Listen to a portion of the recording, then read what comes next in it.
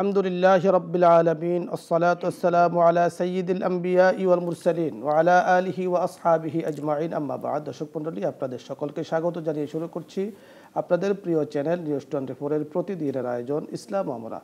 মহান আল্লাহ পাকের মেহেরবানিতে এই অনুষ্ঠানে আমরা জীবন ঘনিষ্ঠমূলক বিভিন্ন প্রশ্নের উত্তর কোরআন ও সুন্নাহর আলোকে দেওয়ার চেষ্টা করে থাকি। আজকে আপনাদের পাঠানো বিভিন্ন প্রশ্নের উত্তর নিয়ে কথা বলবেন বিশিষ্ট ইসলামী চিন্তাবিদ শায়েখ জুবায়ের আহমদ আশরাফ, শাইখুল হাদিস, মারকাজুল উলুম, মুগদা, ঢাকা। সাথে আছি আমজাদ হুসাইন হেলালি। মোহতারাম, কেমন আছেন আপনি? জি আলহামদুলিল্লাহ, ভালো। আলহামদুলিল্লাহ। জি, অনেকগুলো প্রশ্ন আমার সামনে রয়েছে, একটি একটি করে আপনার কাছে জানবো ইনশাআল্লাহ। পুরান ঢাকা থেকে মাইশা নামে একজনে জানতে চেয়েছেন যে অজুর শুরুতে বিসমিল্লাহ বলতে ভুলে গেলে কি পুনরায় অজু করতে হবে? বিসমিল্লাহির রহমানির রহিম। দেখুন, অজুর শুরুতে বিসমিল্লাহির রহমানির রহিম পড়া সুন্নত। সুন্নত ছুটে গেলে সুন্নতের খেলাফ হয়, কিন্তু টোটাল অজুটা বাতিল হয় না। অজুর ফরজ যদি আদায় হয়ে যায়, অজু আদায় হয়ে যায়। সুন্নতগুলি আদায় করলে অজুটা সৌন্দর্যমণ্ডিত হলো, পূর্ণাঙ্গ হলো, ফুলে ফলে সুশোভিত হলো।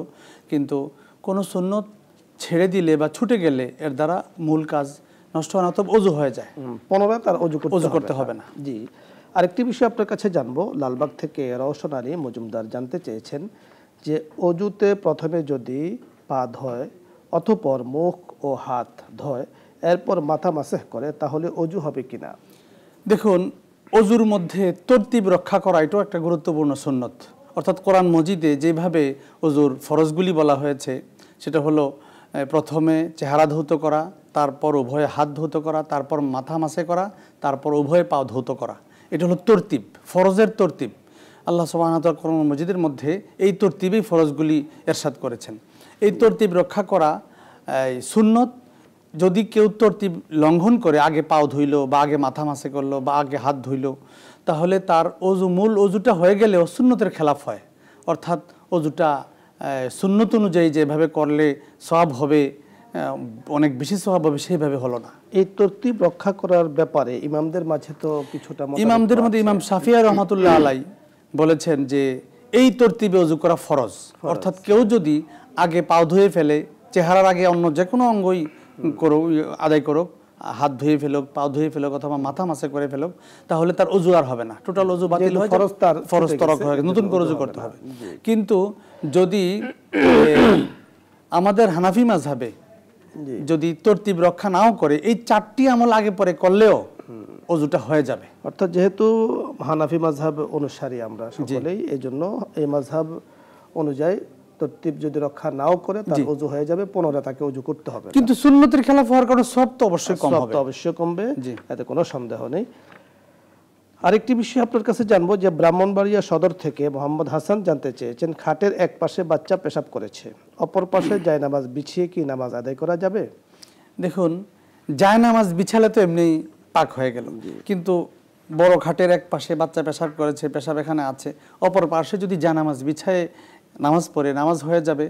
যদি জায়নামাজ নাও বিছায়, অপর পাশটা যদি পাক থাকে, তবুও নামাজ হয়ে যাবে। আর জায়নামাজ বিছালে তো অবশ্যই নামাজ আদায় হয়ে যাবে। এর সাথে আমি আরেকটু বিষয় যুক্ত করতে চাই যে যদি বড় কাপড় হয়, বড় কাপড়ের দেখা যায় যে এক পাশে বাচ্চা পেশাব করে দিয়েছে আর অপর পাশ শুকনা আছে, এমত অবস্থা অপর পাশে কি নামাজ হবে? অপর পাশে নামাজ পড়া যাবে, যেহেতু জায়গাটা পাক হতে, যতটুক জায়গা আমি নামাজ আদায় করব অতটুক জায়গা। এটা কিন্তু কাপড়ের মাসআলা না, যে কাপড় পাকের না, এটা হলো জায়গার মাসআলা।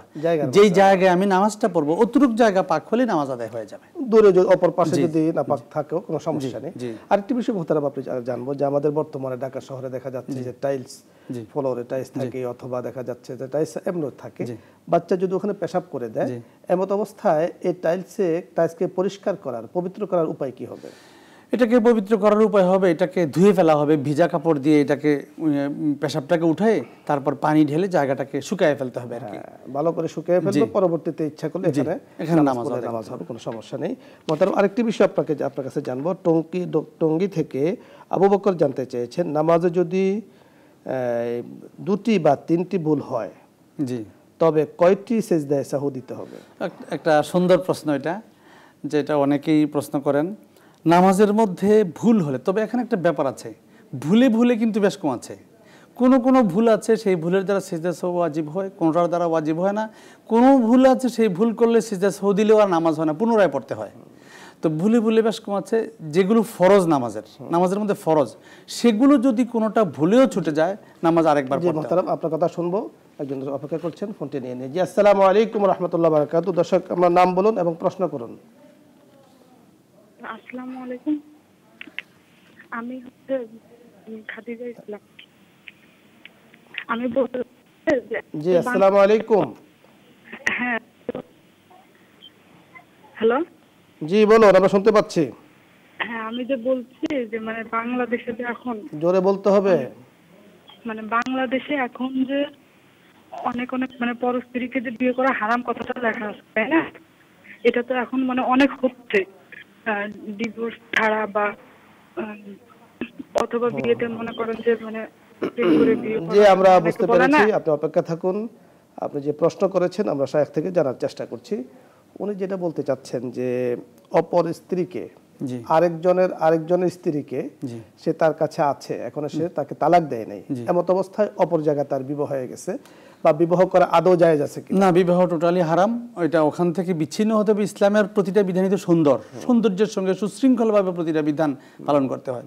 একজনের সঙ্গে সম্বন্ধ, একজনের সঙ্গে বৈবাহিক সম্বন্ধ, সেই সম্বন্ধটা রক্ষা করে রেখে আরেকজনের সঙ্গে তো বিবাহ হতে পারে না। এটা ছিন্ন করতে হবে, নির্দিষ্ট মেয়াদ পার হতে হবে, তারপর অন্য একজন। এরপরে এখন যে সে আরেক জায়গায় বিবাহ বসেছে, না, এটা বিবাহ আদৌ হয় নাই, বিবাহ হয় নাই, এখন সেখান থেকে সম্পর্ক ছিন্ন করে প্রথম স্বামীর কাছে যদি যেতে চায় তাহলে যাওয়ার কি সুরত আছে কিনা? এটা তো সম্পর্ক বৈধ সম্পর্ক হয় না, অবৈধ সম্পর্ক। প্রথম স্বামীর কাছে তো আছেই। এখন প্রথম স্বামী নিবে কি না নিবে তার সেটা অন্য ব্যাপার। যে মোতাবেক আপনি যে কথাটি বলছিলেন যে যদি একটা বা দুটো ভুল হয়ে যায় নামাজ, অর্থাৎ ভুল নামাজের সিজদা সুর যে বিধান, সেই বিধান হলো সিজদা সুর একবারই আসবে। ভুল দুইটি হোক, তিনটি হোক, চারটি হোক, ভুল তো ভুলেই হবে। এখানে ভুলের যে কথাটি আপনি একটু ভাগ করছেন, জি জি জি, যে যদি ফরজ ছুটে যায়, ফরজ ইচ্ছাকৃত ছুটুক অথবা ভুলে ছুটুক, এখানে সিজদা সুর দিলে নামাজ হবে না, পুনরায় নামাজ পড়তে হবে। যেমন একজন মানুষ রুকু দিলই না, ভুলে রুকু দেয়নি, নতুন করে নামাজ আদায় করতে হবে। সিজদা সুর দিলে আর হবে না। সিজদা সুর হলো শুধুমাত্র ওয়াজিব যদি ভুলে ছুটে যায়, ওয়াজিব ইচ্ছাকৃত ছাড়লেও নামাজ আরেকবার পড়তে হবে। ওয়াজিব যেমন রুকু থেকে উঠার পরে সামি আল্লাহু লিমান হামিদা বলে দাঁড়ানো, দুই সিজদার মাঝখানে বসা, সূরা ফাতিহা পড়া, আরো একটি সূরা মিলানো, প্রথম বৈঠকের আত্তাহিয়াতু, দ্বিতীয় বৈঠকের আত্তাহিয়াতু, এই জিনিসগুলি হলো ওয়াজিব। অর্থাৎ আমরা ছোটবেলায় পড়েছি নামাজের ওয়াজিব 14টি। জি জি, এই 14টি ওয়াজিব যদি কেউ ইচ্ছাকৃতভাবে তরক করে, ভুলে ইচ্ছাকৃত তরক করলে তো নামাজ পুনরায় পড়তে হবে। যদি ভুলে তরক করে, একবার করুক আর দুইবার করুক আর তিনবার করুক, সিজদা সুর একবারই একটাই দিতে হবে। আরেকটি বিষয় মোতারাম আপনার কাছে জানবো, যে অনেক সময় আমাদের অনেকেই হয়তোবা মনে করে, জি আপনার কথা শুনবো। জি আসসালামু আলাইকুম রাহমাতুল্লাহ বারাকাতুহু। দর্শক আপনার নাম বলুন এবং প্রশ্ন। সংযোগ বিচ্ছিন্ন আসলে আমরা জানিয়ে দেবো ইনশাআল্লাহ। জি, তো অনেক সময় অনেকে যেটা বলে থাকেন যে নামাজের মধ্যে যেমন লুকমা যায়, ইমাম সাহেবের লুকমা হলো বা কেরাতের মধ্যে লুকমা গেল, তো এমত অবস্থা এই লুকমা তো না না, এটা অনেক সময় হয় কি, নামাজের মধ্যে ইমাম সাহেব পড়ছেন, হঠাৎ করে আটকায় গেছেন তেলাওয়াত, উনি আয়াতটা ভুলে গেছেন, পেছনের একজনে স্মরণ করাই দিলেন, উনি আবার নামাজে তেলাওয়াত চালাতে থাকলেন, এটা সিজদা সুর ওয়াজিব হবে। মুহতারাম আপনাকে ধন্যবাদ, আপনার মূল্যবান সময় দিয়েছেন। দর্শক মণ্ডলী দেখুন, আমাদের মুহতারাম শাইখ আজকে এক এক করে পাঁচটি মাসালা আলোচনা করেছেন। মহান আল্লাহ তাআলার কাছে দোয়া করি, আল্লাহ তাআলা আমাদের সকলকে এই মাসালাগুলোকে বুঝার তৌফিক দান করুন এবং সেই অনুযায়ী জীবন পরিচালনা করার তৌফিক দান করুন। সকলে ভালো থাকুন, সুস্থ থাকুন। আল্লাহ হাফেজ। আগামী দিন ঠিক এই সময় চোখ রাখুন নিউজ 24 পর্দায়। সকলকে ধন্যবাদ। আল্লাহুম্মা আমিন। ربنا ظلمنا أنفسنا وإن لم تغفر لنا وترحمنا لنكونن من الخاسرين رب ارحمهما كما ربياني صغيرا رب ارحمهما كما ربياني صغيرا اللهم يا رب لك الحمد كما ينبغي لجلال وجهك وعظيم سلطانك اللهم اغفر لنا ذنوبنا خطانا وعمدنا وصلى الله تعالى على خير خلقه محمد وعلى آله وأصحابه أجمعين آمين يا رب العالمين برحمتك يا أرحم الراحمين.